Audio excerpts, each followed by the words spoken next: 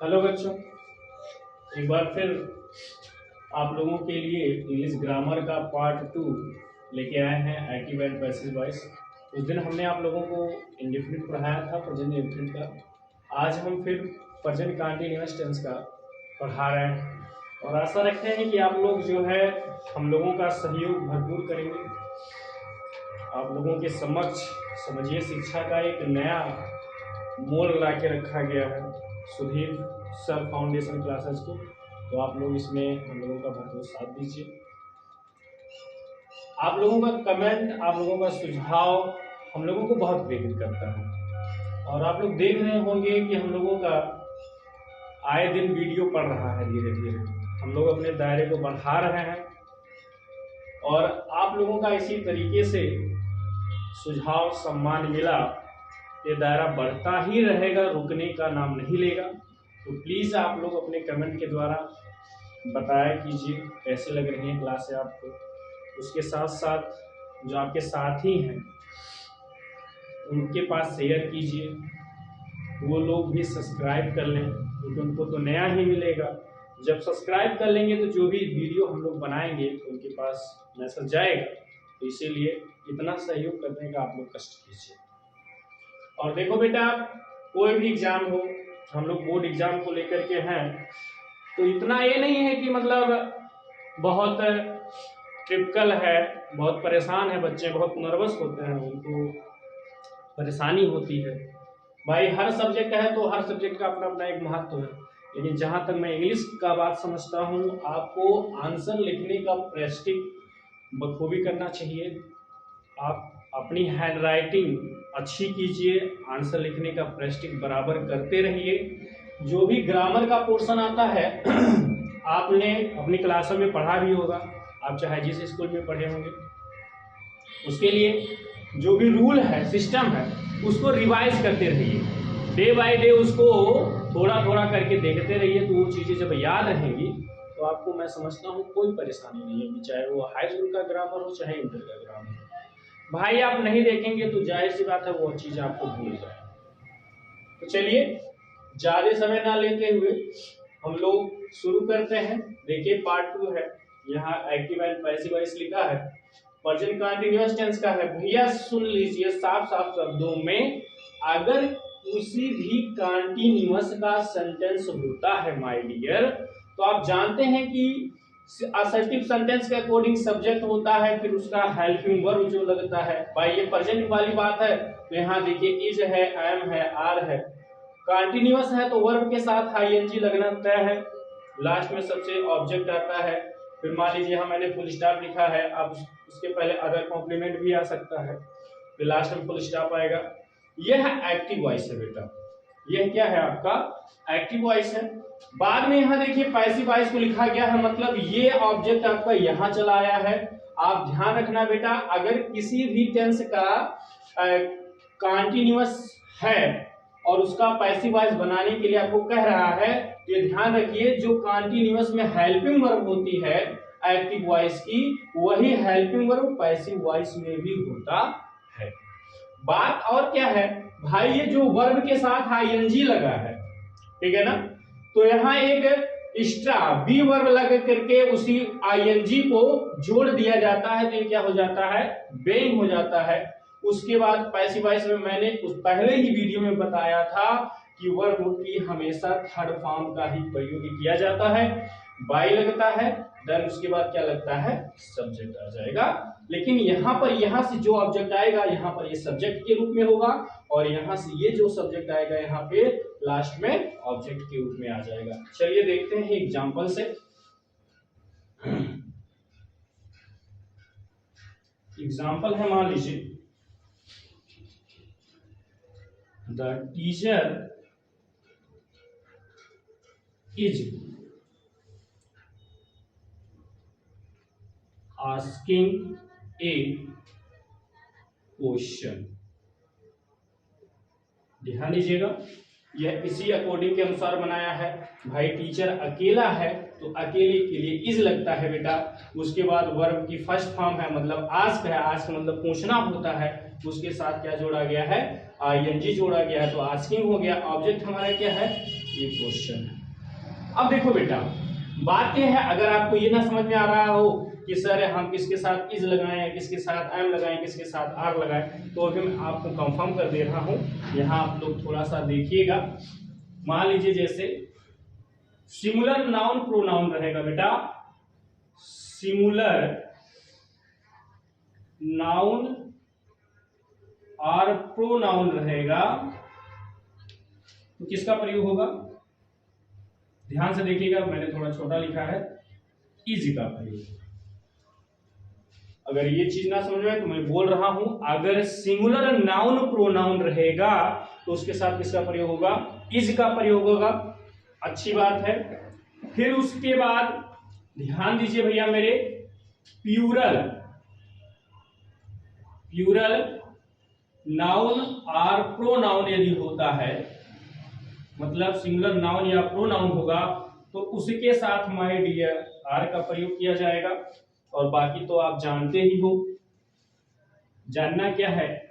आई के साथ, my dear I के साथ कंटिन्यूअस में, प्रेजेंट कंटिन्यूअस में क्या लगता है? आई एम लगता है। ये चीजें आपकी क्लियर हो गई। अगर सिंगुलर नाउन या प्रोनाउन रहेगा बेटा तो इज का प्रयोग होगा। फिर प्लूरल नाउन या प्रोनाउन होता है तो उसके साथ क्या प्रयोग होगा? आर का प्रयोग किया जाएगा। और आई के साथ क्या प्रयोग होगा? एम का। फिर देखिए, यह है एक्टिव वॉइस हमारा बनके तैयार है। इसको हम पैसिव वॉइस बनाएंगे। तो ध्यान दो बेटा, ये हमारा क्या है? सब्जेक्ट है, यह हेल्पिंग वर्ब है, यह वर्ब के साथ आईएनजी है, और बाकी ये जो है ये हमारा ऑब्जेक्ट है। तो इस ऑब्जेक्ट को उठा करके हम लिखेंगे यहां ए क्वेश्चन। अब ध्यान दो भाई, ए क्वेश्चन कैसा? अकेला है, सीधे बता रहा है, तो इसके साथ हम क्या प्रयोग करेंगे? इज का। फिर देखिए यहां बीइंग लिखा है, तो यहां पर हम क्या लिख दिए? बीइंग लिख दिए। यहां पर ये कह रहे हैं कि भैया मेरे वर्ब की थर्ड फॉर्म होनी चाहिए, यानी आस्क की जो थर्ड फॉर्म होगी वही हम लिखेंगे, मतलब आस्क्ड हो जाएगा। क्या हो जाएगा बेटा? आस्क्ड हो जाएगा। यहां पर बाई हो जाएगा। हमारा सब्जेक्ट क्या है? यहाँ पे जो सब्जेक्ट है द टीचर लिखा है, तो यहाँ पर हम लिखेंगे द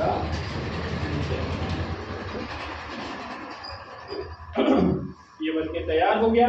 इसी तरीके से कंटीन्यूअस का कुछ भी होगा आपको इसी तरीके से बनाना है। ऑब्जेक्ट को उठा करके सब्जेक्ट के रूप में लिख देना बेटा।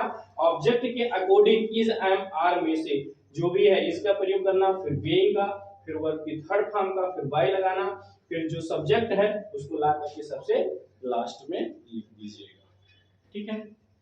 अच्छा, यहां पर जो है अगर देखा जाए, जो टीचर है वह कॉमन नाउन में आता है, अध्यापक जो होता है कॉमन नाउन में आता है। आप लोग सोचोगे कि सर परेशानी होगी, मान लीजिए यहाँ पर कोई प्रोनाउन दिया गया, मान लीजिए अगर यहाँ पर हम लिख देते हैं ही, क्या लिख दें बेटा? ही लिख दें, तो क्या हो जाएगा सर? ध्यान दीजिएगा, यहां पर हो गया he is asking A question, कोई दिक्कत नहीं है। यहां भी हम टीचर मिटा देंगे। अब यहां पर ही जो लिखा है यह सब्जेक्टिव प्रोनाउन है। जब ये सब्जेक्टिव प्रोनाउन है तो क्या है भाई? ही का ऑब्जेक्टिव प्रोनाउन क्या हो जाएगा बेटा? यहाँ हिम हो जाएगा। ये क्लियर हो जाता है नाउन के लिए। अब देखो बेटा, कभी कभी क्या होता है, मान लीजिए लास्ट में ऑब्जेक्टिव प्रोनाउन दिया रहेगा। लास्ट में क्या दिया रहेगा? एक्टिव सेंटेंस के ही लास्ट में ऑब्जेक्टिव प्रोनाउन दिया रहेगा। जैसे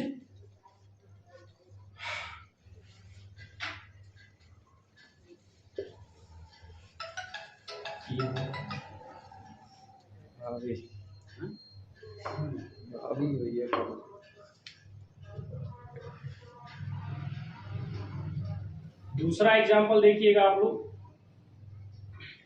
आप कहोगे कि सर कैसे लास्ट में दिया रहेगा? जैसे मान लीजिए लिखा हो Ram is giving a book to me, ऐसे दिया है। भाई राम सब्जेक्ट है, जान ही रहे हो। इज हेल्पिंग वर्ब है, जान ही रहे हो। गिविंग वर्ब की फर्स्ट फॉर्म उसके साथ आईएनजी लगा है, जान ही रहे हो। ए बुक है दिया गया है, ठीक है। टू मी दिया गया है, तो यही देखो जो मी लिखा है भैया मेरे, जो मी लिखा है यही ऑब्जेक्टिव प्रोनाउन के रूप में है। क्या है भैया मेरे? ऑब्जेक्टिव प्रोनाउन के रूप में है। अब बात यह है, जब ऐसा कंडीशन आ जाए बेटा यह भी ऑब्जेक्ट है, यह भी ऑब्जेक्ट है, तो ऑब्जेक्ट के भी पार्ट होते हैं। एक डायरेक्ट ऑब्जेक्ट होता है, एक इनडायरेक्ट ऑब्जेक्ट होता है। तो अधिकतर पैसिव वॉइस का नियम यही कहता है, अधिकतर कि जो सबसे लास्ट में ऑब्जेक्ट दिया गया है उसी को सब्जेक्ट के रूप में आगे लिख दीजिए। तो भाई मी का सब्जेक्टिव प्रोनाउन मेरे शेर होगा आई। क्या होगा? आई हो गया। और आई के साथ क्या लगेगा? आई। क्या हो गया बेटा? एम हो गया। उसके बाद आप बेइंग लगा दीजिए आंख बंद करके। ध्यान दीजिए भाई, गिविंग है, गिव का थर्ड फॉर्म क्या होता है? गिवन। क्या हो जाएगा यहाँ? गिवन हो गया। उसके बाद देखो इस ऑब्जेक्ट को उठा करके हमने तो सब्जेक्ट बना दिया, ठीक है। अभी हमारा एक ऑब्जेक्ट बच रहा है, तो यहाँ भी वर्ब के बाद ही दिया गया है, तो यहाँ तुरंत वर्ब के बाद भी हम ये ऑब्जेक्ट क्या करेंगे? लिख देंगे। तो यहाँ पर क्या हो जाएगा? ए बुक हो जाएगा। उसके बाद यहाँ पर हम बाई लिखेंगे। अब देखो भैया मेरे राम क्या है? नाउन है, तो नाउन को चेंज नहीं किया जा सकता है, तो यहाँ क्या हो जाएगा? राम। इस तरीके से अगर मान लीजिए लास्ट में प्रोनाउन एडजेक्टिव प्रोनाउन दिया रहेगा तो उसको हम क्या करेंगे? उठा करके यहाँ पर सब्जेक्टिव प्रोनाउन के रूप में लिख देंगे। यही था। इसके साथ साथ देखिएगा, जैसे मान लीजिए भाई इसका मतलब क्या हुआ कि राम मुझे एक किताब दे रहा है।